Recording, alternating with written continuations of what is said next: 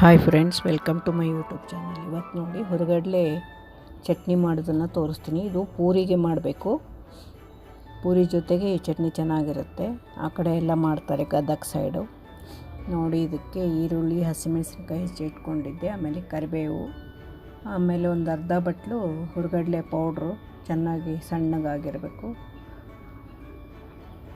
ಈಗ ಒಂದು ಕುಕ್ಕರ್ ಪಾತ್ರೆನೇ ಇಟ್ಕೊಂಡಿದ್ದೀನಿ. ದಪ್ಪ ಇದೆ, ಚಿಕ್ಕ ಕುಕ್ಕರ್ ಪಾತ್ರೆಯಲ್ಲಿ ಒಂದು ಸ್ವಲ್ಪ ಕುಕ್ಕರಲ್ಲಿ ಸ್ವಲ್ಪ ಆಯಿಲ್ ಹಾಕ್ತೀನಿ ಒಗ್ಗರಣೆಗೆ. ನಂತರ ಈರುಳ್ಳಿ, ಹಸಿಮೆಣಸಿನ್ಕಾಯಿ, ಕರಿಬೇವು, ಜೀರಿಗೆ, ಸಾಸಿವೆ ಹಾಕಿ ಒಗ್ಗರಣೆ ಕೊಟ್ಟಿದ್ದೀನಿ. ಅದನ್ನು ಸ್ವಲ್ಪ ಹೊತ್ತು ಫ್ರೈ ಮಾಡ್ತೀನಿ. ಇದು ನೋಡಿ, ಅರ್ಧ ಬಟ್ಲು ಹುರ್ಗಡ್ಲೆ ಹಿಟ್ಟಿಗೆ ಅದರಿಂದ ಒಂದು ಅರ್ಧ ಗ್ಲಾಸ್ ನೀರು ಹಾಕಿದ್ದೀನಿ. ನೀರು ಹಾಕಿ ಕಲಿಸ್ಕೋಬೇಕು ಹುರ್ಗಡ್ಲೆ ಪೌಡ್ರು. ನೋಡಿ, ಇದನ್ನು ಫ್ರೈ ಮಾಡ್ತಾ ಇದ್ದೀನಿ. ಈರುಳ್ಳಿ, ಮೆಣಸಿನ್ಕಾಯಿ ಇದೆಲ್ಲ. ಸ್ವಲ್ಪ ಅರಿಶಿನ ಪುಡಿ ಹಾಕಬೇಕು. ಅರಿಶಿನ ಪುಡಿ ಹಾಕಿದ್ದೀನಿ. ರುಚಿಗೆ ತಕ್ಕಷ್ಟು ಸಾಲ್ಟ್ ಹಾಕ್ಕೋಬೇಕು.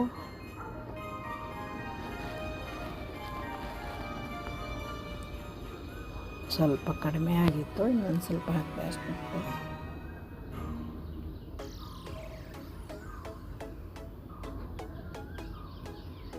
ನೋಡಿ, ಚೆನ್ನಾಗಿ ಫ್ರೈ ಆಗಿದೆ. ಇದರಿಂದ ಒಂದು ಮತ್ತು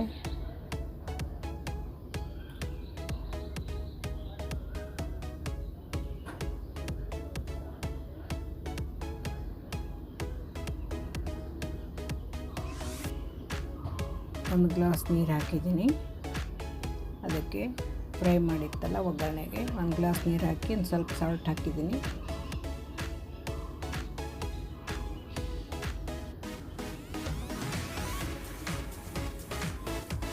ಸ್ವಲ್ಪ ನೀರು ಬೇಕಂದರೆ ಇನ್ನೊಂದು ಸ್ವಲ್ಪ ಚಟ್ನಿ ತಿಳಿಬೇಕಂದ್ರೆ ಇನ್ನೊಂದು ಸ್ವಲ್ಪ ನೀರು ಹಾಕ್ಕೋಬೇಕು. ಈಗ ಇದರಿಂದ ಅರ್ಧ ಬಟ್ಲು ಹುರ್ಗಡ್ಲೆ ಪೌಡ್ರಿಗೆ ಒಂದು ಅರ್ಧ ಗ್ಲಾಸ್ ನೀರು ಹಾಕಿ ಕಲಸಿಟ್ಟಿದ್ದೀನಿ ಚೆನ್ನಾಗಿ.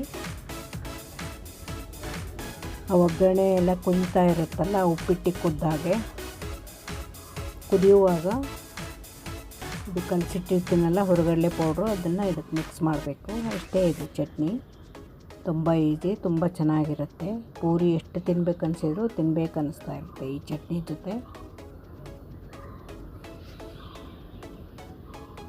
ನೋಡಿ, ಇದಕ್ಕೆ ಹಾಕಿದ್ದೀನಿ, ಈಗ ಕಲಿಸ್ತಾ ಇದ್ದೀನಿ. ಬೇಕಂದರೆ ಇನ್ನೂ ತಿಳಿಬೇಕಾದವರು ಇನ್ನೊಂದು ಸ್ವಲ್ಪ ನೀರು ಹಾಕ್ಕೋಬೋದು.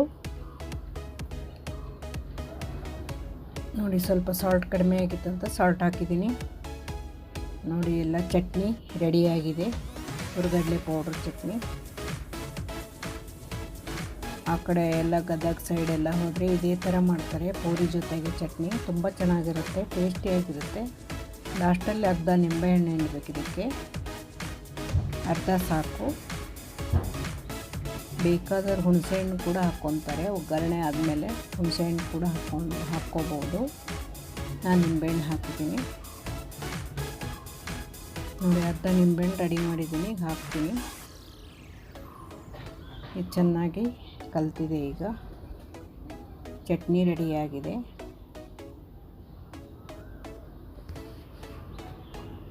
ತುಂಬ ಟೇಸ್ಟಿಯಾಗಿರುತ್ತೆ ಇದು ಚಟ್ನಿ.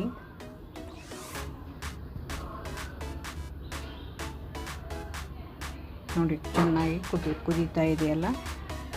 ಈಗ ಕುದ್ದು ಚಟ್ನಿ ರೆಡಿಯಾಗಿದೆ. ಲಾಸ್ಟಲ್ಲಿ ನಿಂಬೆಹಣ್ಣು ಹಿಂಡ್ಕೋಬೇಕು.